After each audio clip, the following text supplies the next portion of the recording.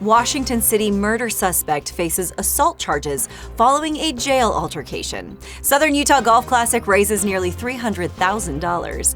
And your daily weather forecast coming up with highs, lows, and everything you need to know for the days ahead. You're watching St. George News at 5, brought to you by our studio sponsor, We Win Injury Law. Good afternoon, I'm Monica McLaughlin. 28-year-old Mia Bailey has been charged with felony assault after an altercation with officers at the Washington County Jail early Monday morning. Bailey, held at Purgatory Correctional Facility since June on multiple felony charges, including 2 counts of aggravated murder for the alleged shooting of her parents, reportedly struck one officer and kicked another. The Washington County Attorney's Office has filed 2 third-degree felony charges of assault by prisoner, with an initial hearing set for October 31st in St. George. Bailey remains in custody without bail. The St. George Police Department is rolling out updated patches for the first time in 50 years, incorporating the city's sunburst logo and historic symbols that represent the area's heritage. We'll go to Maury Kessler for more on this story. It was an opportunity for us. Some years ago, the city updated their logo, and so it's just something that we've needed to update to get consistent with what the new city logo is.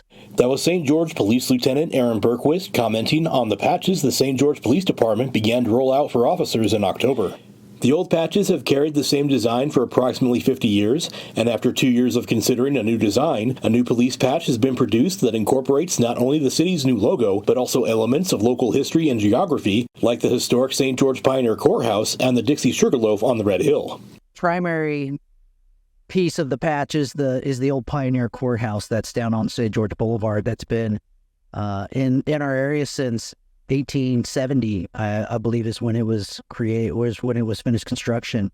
That building is specific to law enforcement in southern Utah, specifically St. George, where the courthouse was. That's where the jail was. That's where law enforcement officers operated, and that's where we've come from as law enforcement in southern Utah. The new patch design came out of a design committee made up of 15 to 20 people from across the police department, and Berquist said he believes the outcome has been a success. Again, I think a lot of what the patch committee wanted to do was to really capture something that is our history and is who we have always been, and we're excited for the new patch. Berquist said that getting new patches was nothing new, as the police department routinely budgets for new patches and uniforms for its officers on a regular basis.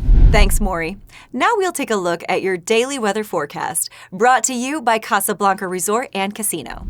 In St. George, we are seeing clear skies with a current temperature around 58 degrees.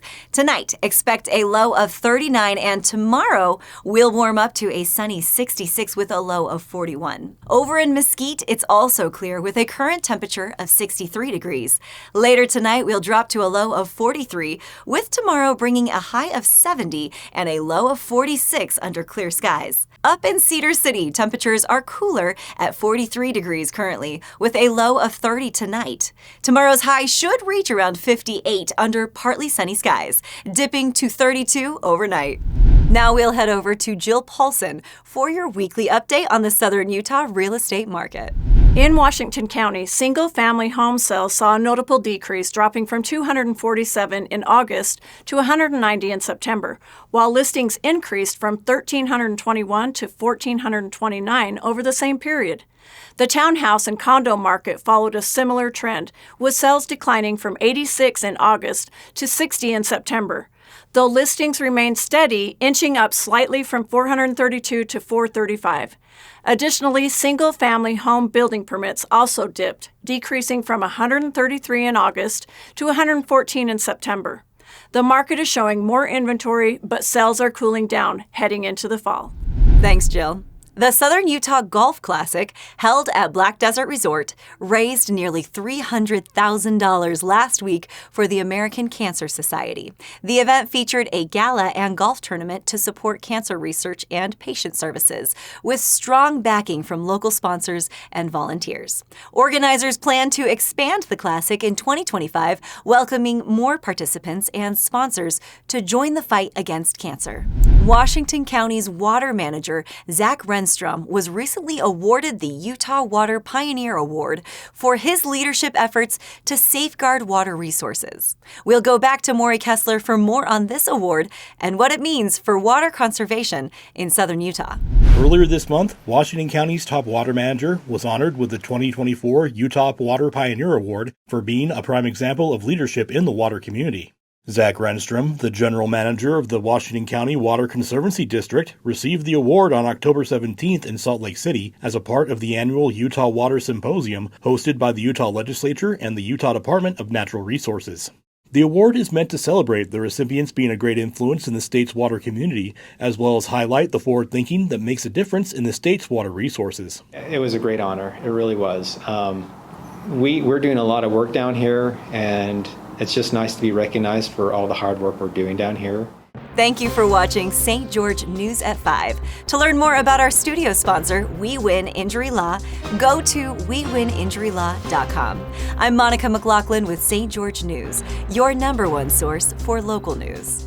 This has been St. George News at 5, brought to you by We Win Injury Law.